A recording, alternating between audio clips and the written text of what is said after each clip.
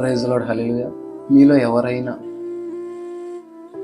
యేసుక్రీస్తు నామమునందు జీవితంలో ఎంతో కొంత మార్పు ఎక్స్పెక్ట్ చేసినట్లయితే దయచేసి ఇక నుంచైనా మీ ఆలోచనలను, మీ నడవడికని మార్చుకోవడానికి ట్రై చేయండి.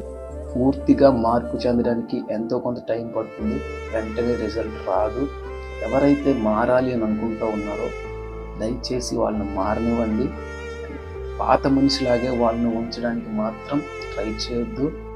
సమయం గడిచిపోతుంది, మళ్ళీ తిరిగి రాదు.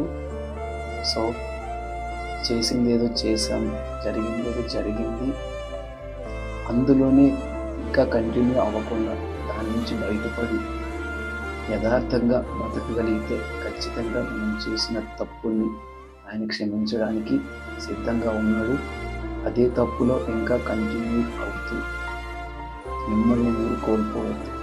దేవుని దృష్టికి శత్రువులుగా ఉండొద్దు. ఆయన కోపాన్ని చూడడానికి మాత్రం రెడీ అవ్వద్దు. ఆయనతో ఛాలెంజెస్ అసలే చేయొద్దు. ఎక్స్పీరియన్స్తో చెప్తున్నాను.